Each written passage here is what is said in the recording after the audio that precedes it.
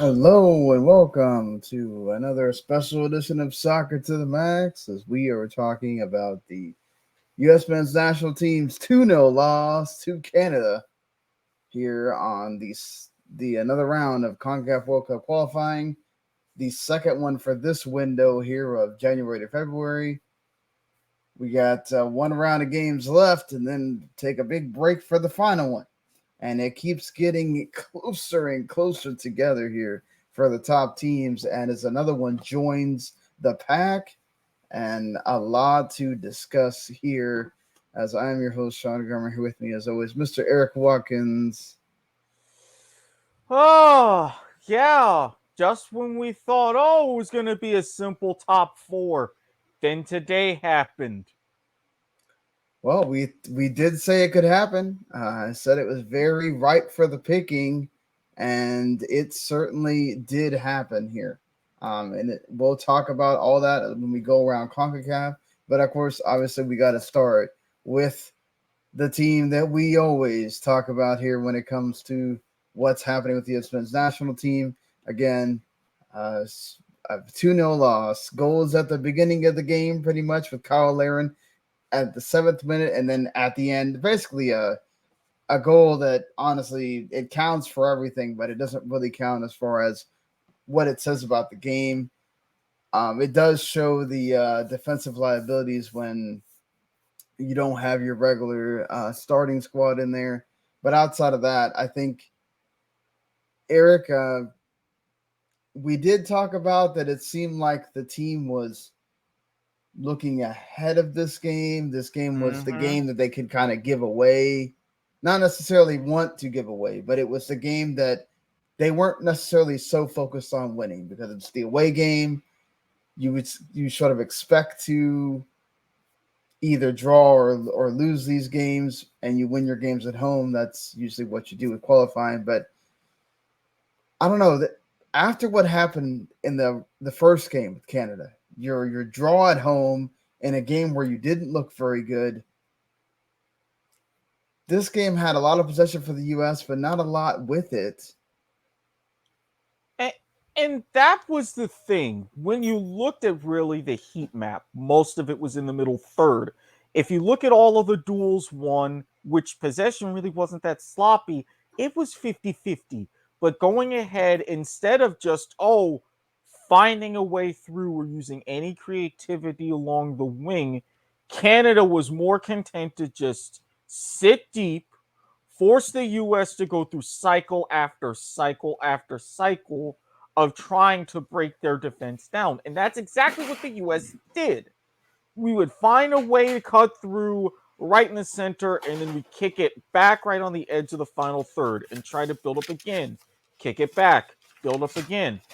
Had a couple of quality chances, but even the corners were like corner after corner after corner. You would have thought one of those with just the right positioning, they could have gone in, made the rest of the match interesting. But between Borjan and the net, defensively, just very good clearances, it was nothing there. We were stonewalled. Yeah, you could definitely certainly say that. Um, yeah, as I go through notes here, the U.S. really didn't have too many clear chances. As you said, corners, set pieces have been awful for the U.S. during World Cup qualifying this cycle. It's crazy to see how you win two finals with basically set pieces or set plays, penalties, corners, that kind of thing, and then you get nothing really from that. I mean, it's encouraging that you're also getting goals from the run of play, but it's insane to me that you have gone this far down on corners and set pieces. Your set pieces are not clearing the first man half the time. Nope. They're very, limp crosses. I mean, Christopoulos did not have a great day on the crossing. He did have the one in the 42nd minute with McKinney with the header that barely went over, kind of touched with that forced a great save that you're talking about from Bojan. And, what a tremendous save it was, certainly. But you wanted to see more of that. And that's the problem. You don't see more of that. You see Pulisic cutting in instead of going outside and basically shooting a shot against like 4 different Canada defenders. Aronson getting a free shot when in the second half where McKinney actually tries to do something on his own, and he goes right straight at Bojan in the middle. Crosses that are going right at the goalkeeper so he can keep wasting time, who is a magical time waster, Bojan. I'm surprised he didn't fake an injury like he has in all the other games. He didn't necessarily need to. I know, but every other game, he seems to fake an injury so they can waste 5 minutes. But honestly, it's because more of the U.S. players kept going down. And that's, like you said, that's why he didn't need to. But honestly, I felt like really that goal at the beginning played big time into Canada's hands. That's exactly what they wanted to do. Get that early goal and then be able to sit back, soak up pressure, and make the U.S. have to break them down. And they really couldn't. And it's lack of chance creation. They had no way to break them down. And the way that they got their first goal, it's like, all right, it should have been just a routine clearance, in which it was, but just Canada right there in midfield, just a half step quicker to winning to the ball. And that set up just a couple passes, Larin on the outside, flying through like he does, back in the net, and all of a sudden you're 1-0 down. Yeah, I mean, Larin is now the most scoring is the highest goal scorer in all of Canada's history, beating Dero and everything else for Canada. What a tremendous story that is for him to go from Orlando to Besiktas and everything in between, for him to have those times where he wasn't with the national team to now becoming, even with Jonathan David, they're actually forming a partnership between both of them and doing tremendous work for both guys. And we'll talk about David a little bit later, but yeah, Cyle Larin just really came in. It was a 1-2 pass, getting through a Miles Robinson that almost tripped over himself. And, 1 second here, gotta get a pistachio nut away from this dog before he kills himself or kills herself. So I don't want dog choking in the middle of this. Then we got to stop recording. So anyway, what got me there is this is all on Matt Turner. Mm-hmm. Matt Turner didn't push the guys up, tell them to go up so they have further chance to be able to, if this happens, where they are able to intercept the bad goal kick by Matt Turner, they have more ground behind them to try to make up. If you're sitting back, you're giving Canada all this space to go forward at you before your guys can actually react. They were also very slow at reacting, which I think this comes down to Miles Robinson not having played. Remember, MLS is in the offseason. Mm-hmm. This is one of the few times I'm going to say they missed Walker Zimmerman badly. Walker Zimmerman, remember, he's one of the older guys in this team. And unlike Jossie Stardust, he actually serves a great purpose in organizing everyone. He knows what he's doing. The team has been so much better since he has been in the team regularly, and you can see it. You can see how that changes, whether it's Chris Richards, whether it's Miles Robinson. He makes it work with them. You're going to have your 2 outside backs going forward, and you need his leadership to be able to tell Miles Robinson, hey, you come back here. Tyler Adams, hey, we need you back here, or whatever it is. At that moment, he's great at heading the ball away, at clearing the ball away. He knows when you need to do that. I'm not saying that Walker Zimmerman wouldn't get beat there, but I think we definitely know that Miles Robinson or Chris Richards, whichever one would have played, would have been in a better position to take that away. And Absolutely. probably would have told, if Turner didn't, he probably would have told Richards, hey, we need to go up if he's clearing the ball. Now, I don't know. Maybe the intention was that he was supposed to play the ball out of the back, and he chose at the last minute to try to hit it long. I don't know what happened there, but that's a mistake on Matt Turner. Yeah, a big mistake. And even if that was the case, that is a clear communication issue you can't afford to have, especially in such a clutch match. If you're going to go ahead, play the ball out of the back, fine, position your defenders accordingly. If you're going to say, hey, go ahead and push, even if it's at the last minute, you have a second or two, arms out wide, push. make the kick, and at least you get something salvageable from that. Yeah, and I think for me, honestly, is I don't understand the reaction after this goal. I mean, yes, the first half was when the U.S. had the most chances. Mm-hmm. There was, aside from the McKinney header, there wasn't anything. Oh my God, that was a total miss, like you say, like the Jesus Pereira ones against El Salvador. Right. That was really the only clear cut. Oh my God, you messed up there. Other than that, the rest of the chances the U.S. have were not anything that you really got to. I mean, other than maybe Aronson could have tried to put that somewhere else aside from right at Bojan, but really there was nothing that you could say, oh man, they just really missed this, you know? And that comes down to me to Gregg Berhalter, your coach. Justice Artist is there to be scrappy, to win balls, to do some hold up play, all that stuff. Once you go down a goal, he doesn't. What's his point? What's his purpose? Especially 7 minutes in, it's like no, he's I'm not not the saying kind you of. need to. I'm not saying you need to switch him at 7 minutes in. No, but it's a point to where it's a lot tougher for him to be involved in that way when you're trying to chase the game. Right. And admittedly, the U.S. was. He's not a guy. I mean, that's to be fair. This is my biggest problem with all of the U.S. number nines. At least the U.S. number nines that we constantly see Greg Halter bring. None of them create chances for themselves. They all rely on this spectacular service that acting as if all of the teams need to sit around and wait for the U.S. to magically get a cross in so somebody can score. That's not how this happens. You see Cyle Larin, you see Jonathan David. They are wonderful at creating their own chances. They will run at the ball, drive at a player, and then go find their own shot. Ricardo Pepi is not that person. Jesus Pereira kind of does that, but he's also a playmaker. He's not really a number 9. And then Justice Artist is the same thing as Pepi. He's not a chance creator. He is okay, well, you can kind of play off me and whatever, but I don't understand why Pepi doesn't start in this game. If you want to put him, I get it. He's been through a bunch of adversity at Augsburg or whatever, but this is the game you play him in. He's a younger guy. He works better with an Aronson and a Pulisic.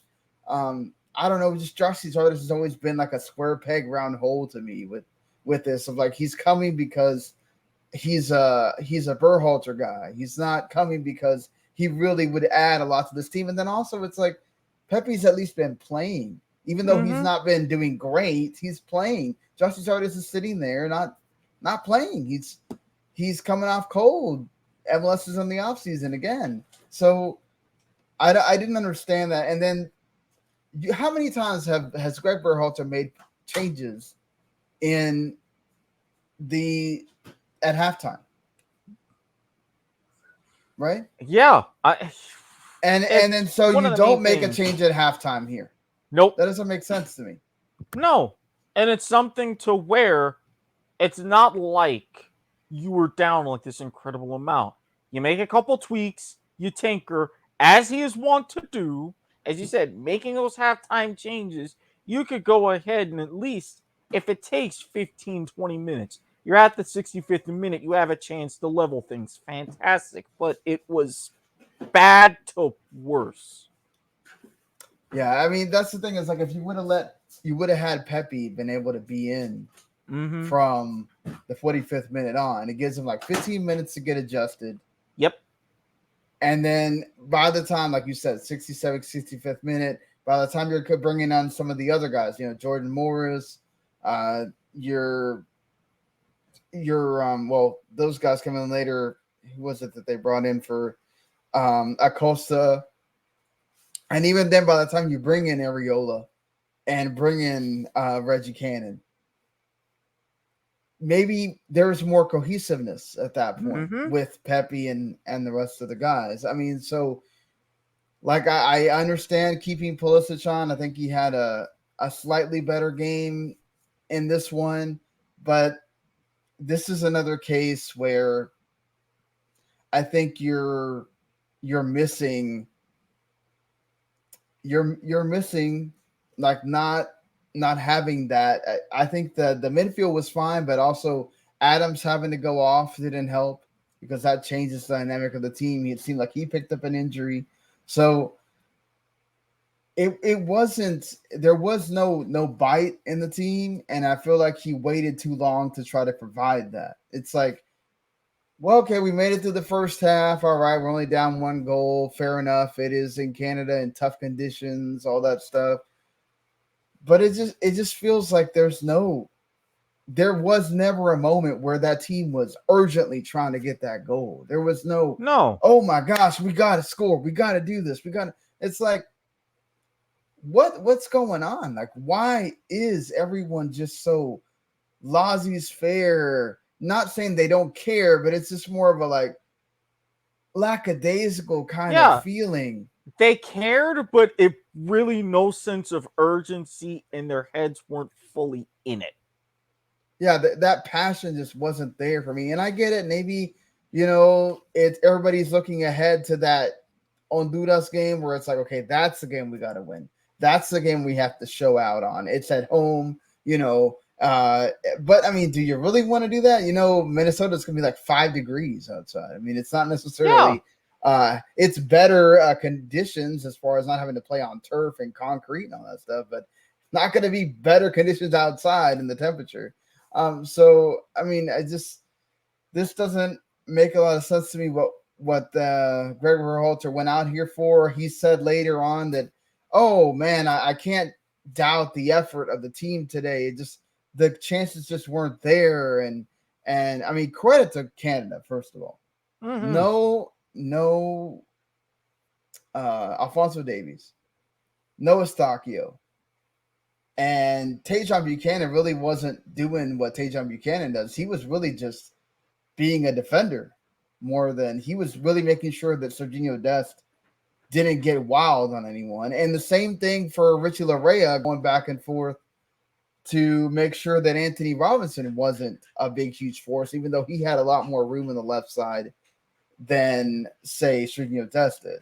But credit to both of those guys. A great job by John Herdman to really set up the team to actually neutralize what Gregg Berhalter said his superpowers are, which are the fullbacks. Everything comes from the fullbacks. When those fullbacks aren't sitting there bombing forward, getting crosses in or getting things in, the team is very stagnant, very narrow. And you saw that. You saw that in this game. They're trying to go too much through the middle. Nobody's trying. But see, this is my problem too. It's like Gregg Berhalter and Tim Weah was a huge loss. Tim Weah was an absolute huge loss in this game because he's the only consistent guy that gets forward. Oh, He's the only consistent guy that goes on that right side and makes himself a nuisance. That's my biggest problem with both Aronson and Pulisic. Both of them cut in. They don't try to get by someone on the flanks and then cut in. They cut in automatically. So it forces everybody towards the middle. And then what happens? You're playing right into Canada's hands. You got the bulk of the defense right there. How are you going to get a shot up? You're not. You're really not. It was.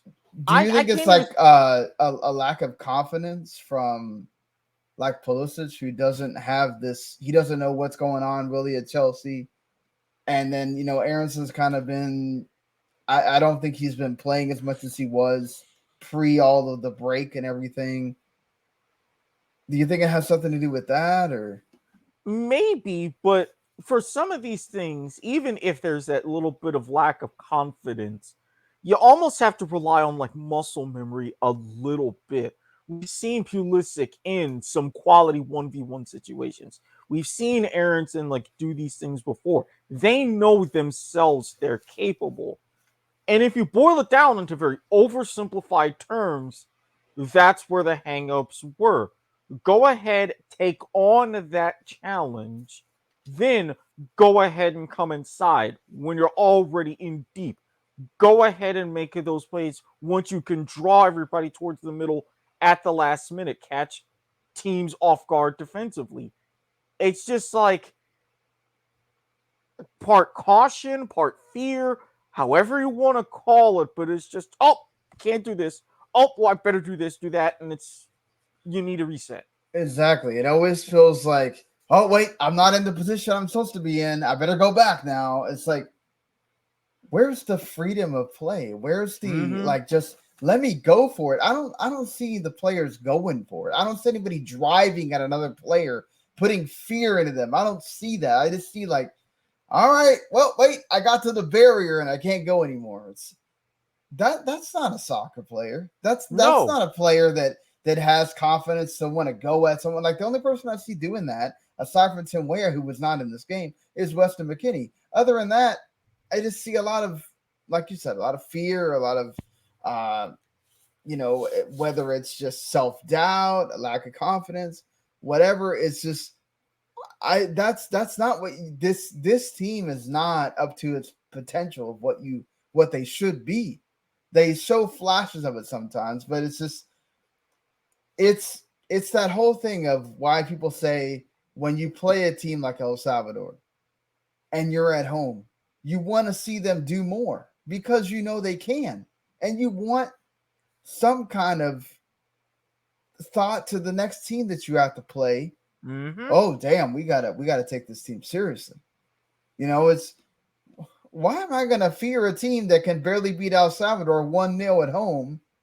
To credit to El Salvador again, they sat back and whatever, but it's just like again, you don't make the most of they miss so many chances or they don't create enough chances. And it's frustrating. It's disappointing to watch a team that should be doing better. And now you're seriously worried about number one, now this Honduras game is absolutely Crucial. astronomically huge. Crucial. Yeah. Crucial. And then not only that, but based on the results around you, any mess up at this point sees you go from second to fourth in a hurry. And if you don't watch out, you could wind up in fifth and not go anywhere. It could, So and this should be in the back. It's already in the back of fans' minds. It needs to be in the back of the minds of Berhalter and everybody in the team. Everybody talks about 2018. You don't get everything together. You don't go ahead and go guns blazing, all this and that.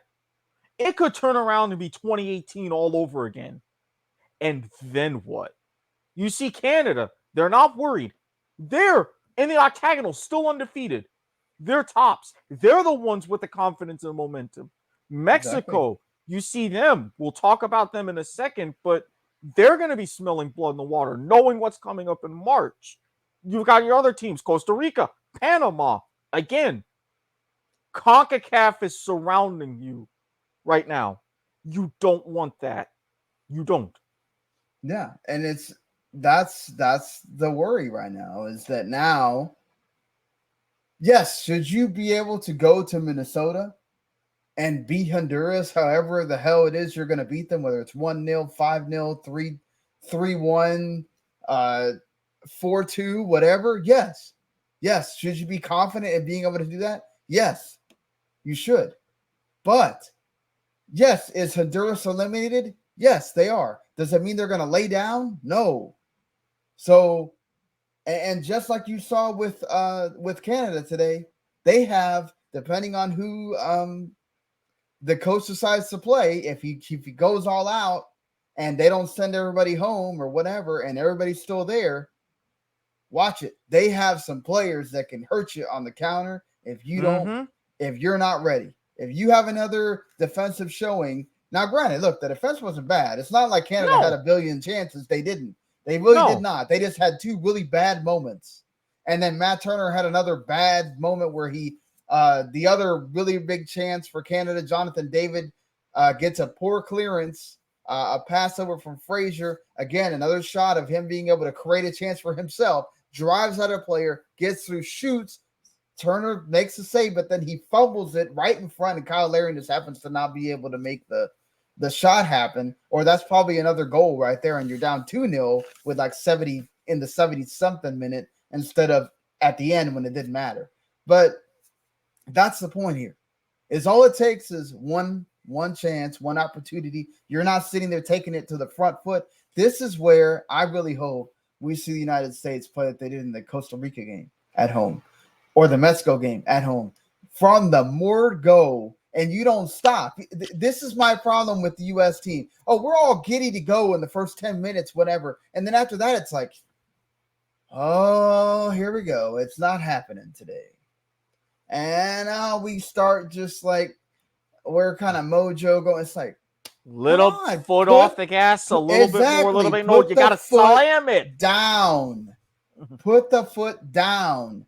And it don't stop at one goal. You need to put it down 2, 3, 4, 5, whatever. Put it out of its misery. Make sure there is no way you lose that game, because you cannot lose that game. Especially with goal difference now being what it is.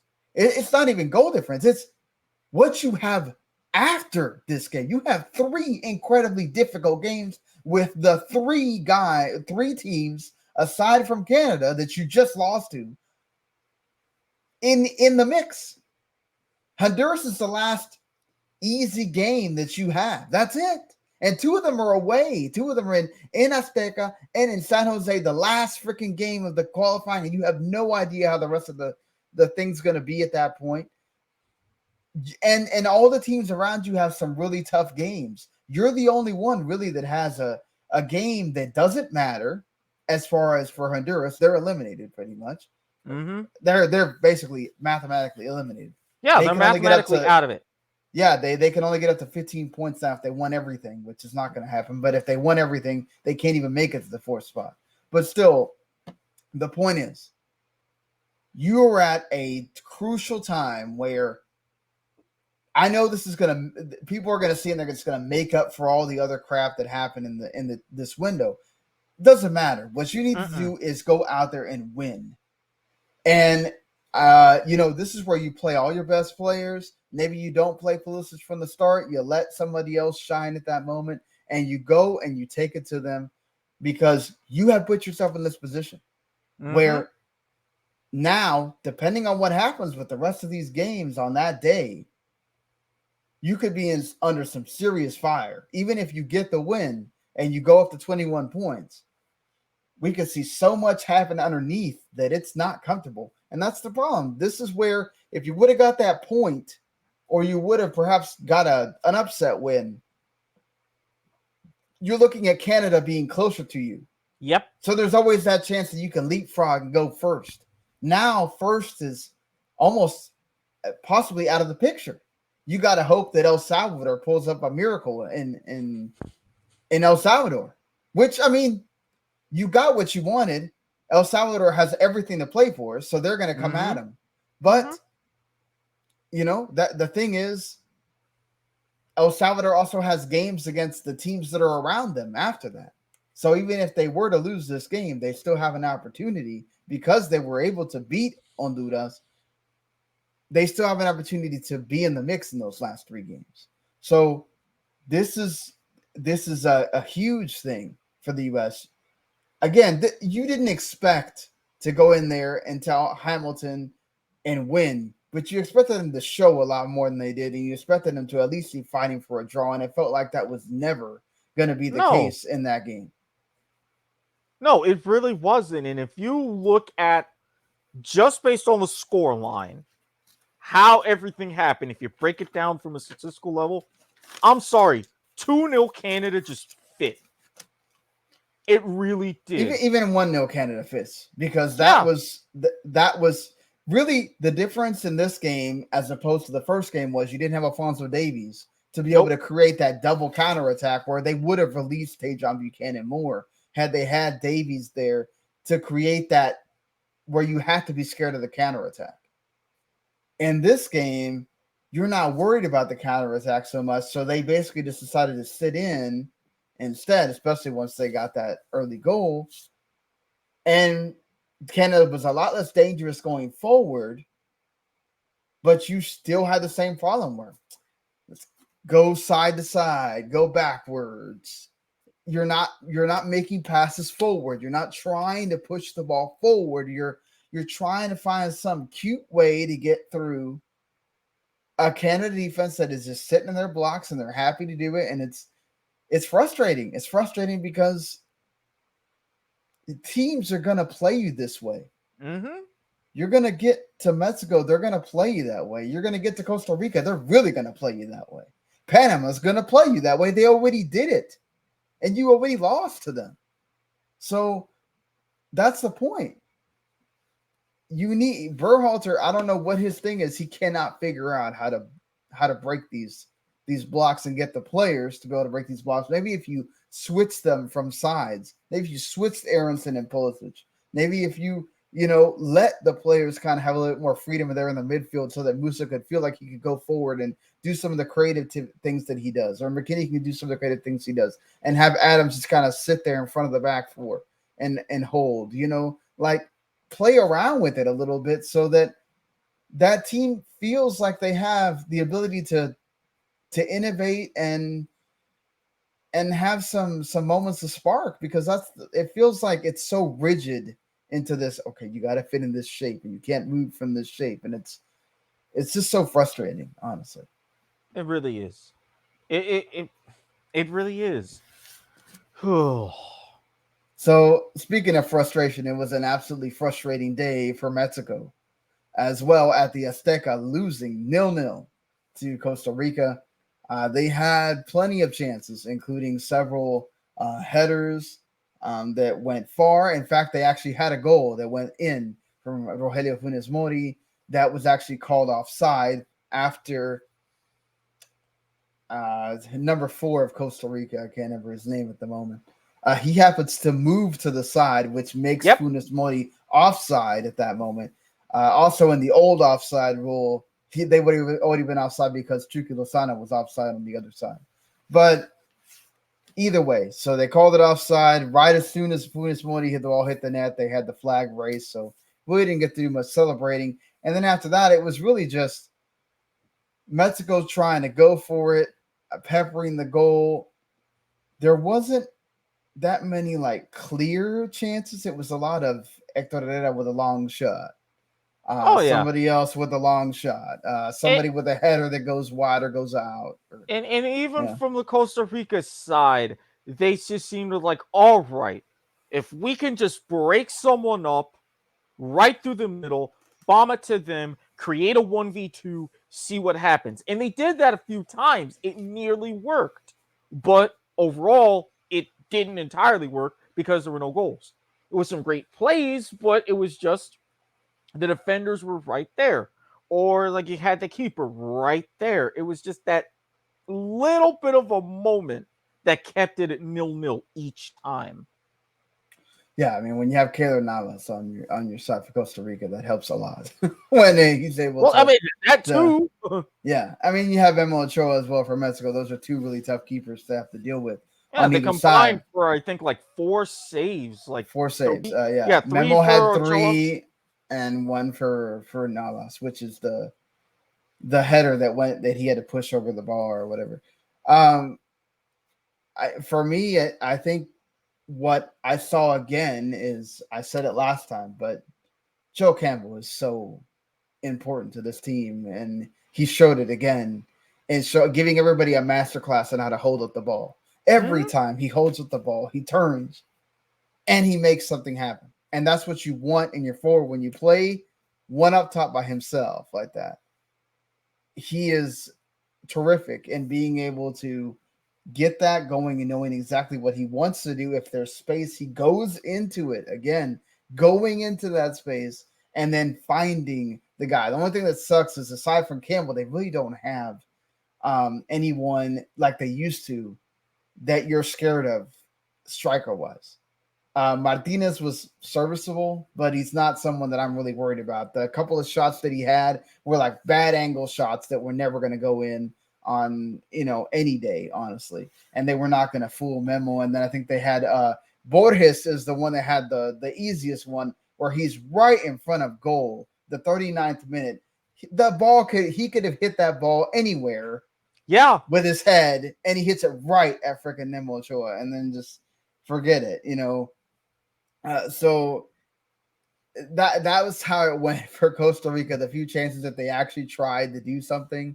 But honestly, they, again, just like Canada, they were happy to go into Azteca, make it really difficult for Mexico to get around them, which they did. Terrific defense on their end. They were everywhere they needed to be, even bringing again, even Cesar Borges, Kendall Watson, bringing in Brian Reeves in the 75th minute. The old guard just again. They went ahead. Wonders. They came in just a little bit that they needed, just shut it down entirely. Yeah, exactly. Brilliant on their part. Yeah, they did what they had to do. They got the point and made Mexico suffer. And now everybody's sitting there. I heard a lot of Berhalter out or whatever after this game. A lot of people with the Tata Martino out after having suffering and being at home and losing to Costa Rica. And now, you've got a big challenge coming up on Wednesday at the nightcap and the last game of qualifying for this window. And we'll talk about it in just a second because Panama went and did the business at home, as we talked about. They normally always do. They have been lethal at home. But actually, this is the first game where VAR became a presence. And early on, from the second minute, there was a penalty called on basically taking Brown down in the box because Antonio steps up. He hits the penalty, and Jamaica's up 1-0. You're going, oh, man, this is the moment. This is the time that it takes for him to for this to happen. But man, Panama, as they always do, they are quick to counter. They go for it. Andre Blake has to make an incredible save with Godoy right point blank in his face. And then not only that, but then you have VAR get involved again. A clear, just absolutely clear knockdown of the Panamanian player. And then Andre Blake steps up. And man, this dude, the Philadelphia Union don't deserve this, man. He needs to be playing in Europe or somewhere. I mean, it's incredible how many times Andre Blake steps up and makes saves. And he does it with his leg. He goes the other way, leaves his foot out, and then makes a save. Incredible stuff. Yeah, and I mean, even with how the game progressed and it ended, I can't entirely go against. And I'm like, I messaged you. Why aren't teams calling for him? It's crazy. I wonder if teams are, and he just doesn't want to. He doesn't want to leave the U.S. because, my God, I cannot imagine people watch him and go, man, he's better than whatever I got here. Exactly. I mean, if Arsenal's going after Matt Turner, I mean, why is nobody going after Andre Blake? It's crazy. It's crazy. The goal does come, unfortunately, for Jamaica or for Panama in the 42nd minute. Again, Andre Blake goes in and makes a parry save, and then, of course, he parries it onto his own defender's head, and Brown hits it into the net, and there's your 1-1. I saw that, and I was just like, that was nothing against Blake. That was just a terrible bounce, the way that happened. And I was like, man, you could kind of tell Jamaica was a bit deflated after that. And then Panama was like, all right, let's go. Let's go. Yeah, I mean, we don't care how we got it, but we got it. It's sad because you're going into the halftime break. You're thinking you're going to be up 1-0. You're away from home. Let's just hold this result, or let's see if we can get another one or whatever. And then it's like, oh, now it's 1-1. So now you're playing into Panama's hands. And, of course, Panama brings, players on, and doesn't take them very long. In the 50th minute, another unfortunate one for Andre Blake, where he makes the first save, and then Eric Davis on the rebound actually beats him near post. Yep. And then Panama's up 2-1. Goalkeeper shouldn't get beat near post. Unfortunate again for Blake because he had made the first save. And then, about 10 minutes later, you get a corner that takes two flick-ons. Godoy with a freaking looping flick-on. Then Blackburn again heading it back in the front of goal. And the defender, Adiano, hits it in. And that makes it 3-1. Jamaica gets a goal late from a Cordova Reed cross into one of the guys that had been subbed on, number 11. That made it close with about, I want to say, 8 or 9 minutes left. But Panama winds up going through and getting the win at home. So, this is squeaky bum time for everybody because now Panama gets the win.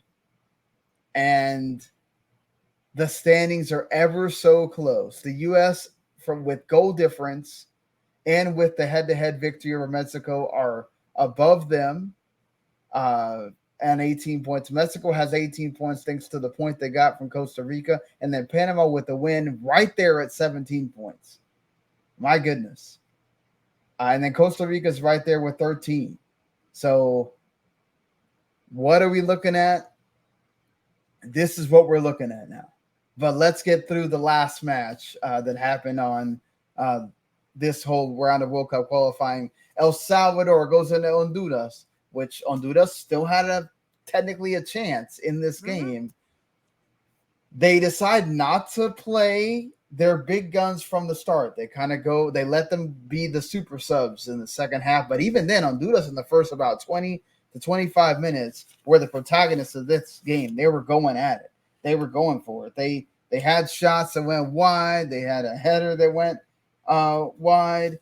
And really, other than Dueñas making some moves here and there for El Salvador, it was really Honduras until about the 34th minute.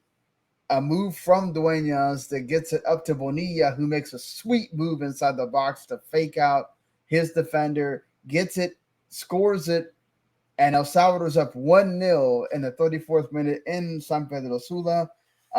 After that, it really just goes to halftime. They bring on the big guns, Kyoto, Elise, Rodriguez, and once again, Honduras full of life goes for it.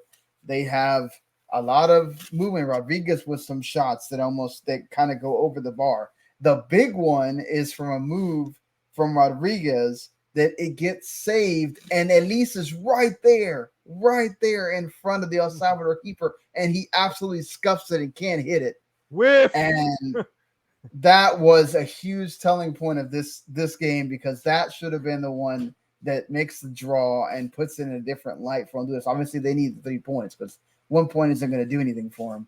But 3 points, that gives you more life at that point. And unfortunately, it didn't work out.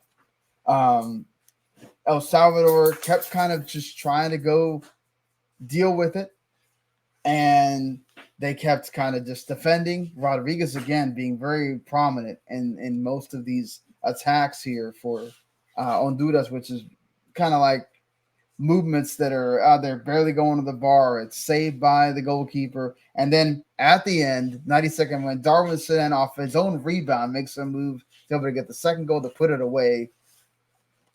And El Salvador win 2-0. So El Salvador gives themselves life. They have 9 points now. They go into this big game against Canada at home. If they can get any kind of a point or even shock the world with 3 points, they are right there in the mix going into that. Yeah, they go into March ripe and getting ready to make a run at 4th place and in that playoff spot.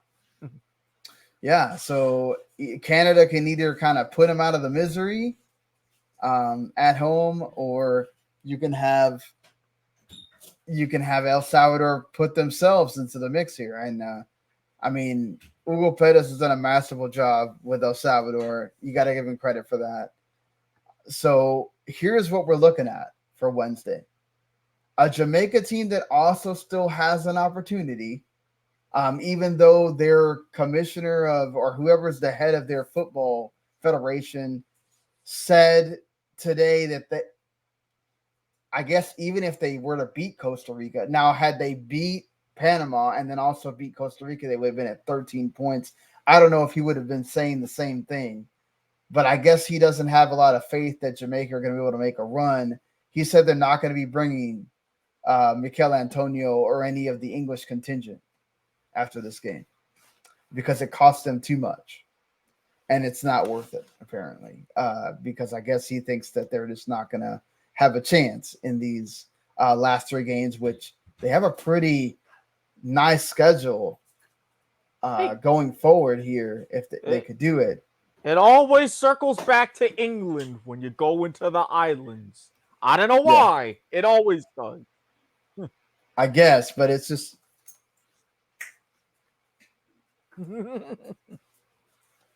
teeny bit of a powerhouse. Yeah, it's like people just turn the lights off in here. Like I don't need the lights or thing to. But anyway, uh, the thing is, I lost my place.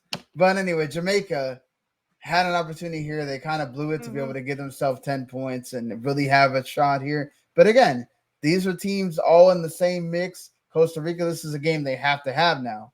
But it's still a big game. If Costa Rica can go and get this win, you're at 16 points. And you would expect them to do so. Even though they are going to the office, not an easy place to play. But still, that is a game you got to watch because, again, Costa Rica goes to 16 points. That's putting pressure on everybody else to get the job done here. And then, obviously, U.S. Honduras, that's the game you expect if you're the U.S. You have to win. You have to win.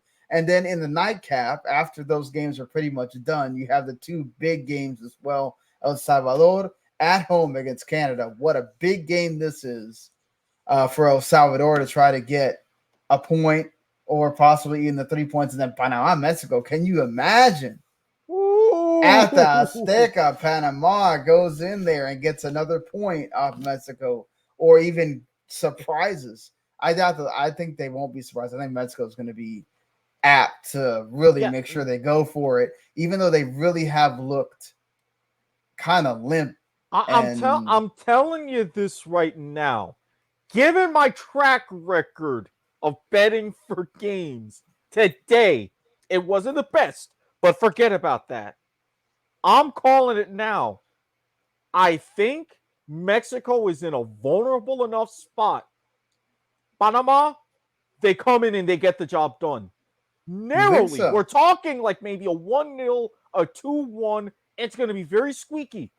I think with especially how they handle their business at home, they'll go ahead and they'll be like, we know we can do this.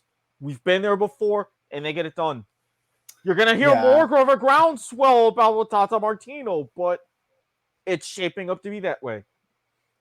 Yeah, I mean, talk about if Panama were to go ahead of Mexico here, the craziness that will ensue with what happens to Tata Martino if they don't get the job done. Because he already looked nervous in that Costa Rica game. I cannot imagine what this is going to be like. And they already had the squeaky bum time when they were in Panama. So can nobody imagine how crazy it's going to be here. But again, this is the whole point. Like, this is why Panama winning and then El Salvador winning, this all makes these games matter in the grand scheme of things. Because if everything goes right, I mean, we're talking about get ready for some rough and tumble and everybody's score watching for these last 3 games here in March to decide everything. A little bit of extra March Madness on top of everything else. Exactly. A little bit extra. You said it, March Madness for sure. I mean, now that, Jamaica and Honduras may not matter at the end, but it's like, it's crazy to think you're going to have, when you go into March, the U.S. has to go to Mexico and play. If El Salvador can get something out of Canada, you never know what happens with Jamaica. El Salvador might be able to go in Jamaica and get something if Jamaica's eliminated, by then, or very close to being eliminated. Panama's playing Honduras. That's always a crazy one. And then Costa Rica, Canada. What a huge game that is. Talk about if Costa Rica can nick a point or something at home there and give themselves even more chances to be qualified. Then you got a huge match, El Salvador, Costa Rica. My gosh, then March 27th, depending on what El Salvador has been doing. Mexico gets to play Honduras. Okay, you'd think that's a win. Canada, Jamaica. Let's see what will be happening there. And then U.S. has their last home games against Panama. My goodness. Get ready for the fireworks to go after that one because those two teams do not like each other. And, after what happened with the U.S. and Panama going to be interesting what kind of teams you get there. And then, of course, that last fixture round, Panama plays Canada. My gosh. Depending on what Canada's been doing this entire time, could you imagine if Canada holds Panama's fate in their hands, Or even El Salvador, Mexico, a game that's been played a lot recently. And El Salvador, Mexico do not like each other either. Woof, talk about that. And then U.S., who has never won in Costa Rica in qualifying, has to go down to San Jose and possibly get a point or 3. Yeah, that is not great. So again, this is why this game against Honduras is vital, huge, crucial for the U.S. Costa Rica really needs to go and get 3 points against Jamaica here. Canada, El Salvador, I think, and Mexico, Panama are the two that you really, really need to be watching, because El Salvador could turn everything upside down if they could get something here. And then, of course, Panama, Mexico, same thing, could absolutely go into a twister here with those last 8 fixtures. So everything to play for in all of these games coming up. That's what you love to see from World Cup qualifying. So get ready, because Wednesday can't come soon enough. Wednesday night's going to be some craziness. Just got to hope that the U.S. do what they're supposed to do, Erik. Yeah, they've got to do their job, because now, when you're going into March, you do not want a top 6. You barely even want a top 5. That's manageable. If it becomes a top 6, and then with Canada, are they still going to be unbeaten? Are they going to go into March playing through and sweating that out? Who knows? But as the old Bill Belichick adage, do your job. Come away 3-0, 4-0 if you can help it. Clear out some of the cobwebs. Have as little chatter over the next 2 months as you possibly can. Yeah, stop having the fans worry, because again, like, if the U.S. and Mexico can't get the job done, talk about the chatter that's going to be happening, the things that we will talk about on this podcast, and everybody else will be talking about there on their podcasts and their YouTube shows and everything else. It will be insane. So, yeah, a lot to play for on Wednesday. Get ready for that. We will be, I got to work, so we probably won't be doing this show until about, I want to say, almost 1 o'clock in the morning, but we'll be here. It'll be there for you on the Thursday morning on demand. So thank you for watching or listening, whichever one you actually did here, whether you watched later on YouTube or you listened on all the podcast feeds, whether it's the W10 Network feed where you get all of our stuff. My Video Games to the Max show, you got all of Erik's like 5 different podcasts now that he does. Point of Viewer is back. You get the Kickoff, Life is Like a Game show. You get League to the Max or whatever. Yeah, League to the Max or whatever. And then, of course, all the Radlitz shows are there as well. They just did the Royal Rumble. So if you're a wrestling fan, you can go listen to their, which I'm sure are pretty negative thoughts on the show, considering everything I saw on Twitter. Thank God I don't watch wrestling anymore after that crap that I saw. But anyway, this is about soccer. We'll be back on Wednesday night, Thursday morning for you guys to wrap up everything CONCACAF for that last round of fixtures until we go into the last 3, the big 3 that are at the end. And of course, in between that, we will be doing our regular episode, which should be that following Monday, I think. That following Monday, February 7th, we'll be back doing our regular shows with the Manchester United Moment. And of course, we'll be looking ahead to the MLS season. So we're going to be doing our MLS team previews that I talked about in the last one. So get ready for that. Well, until Wednesday night, I hope everybody has had a great weekend and now look forward to that week ahead. Later, everybody. Stay warm, stay safe. Peace. Later.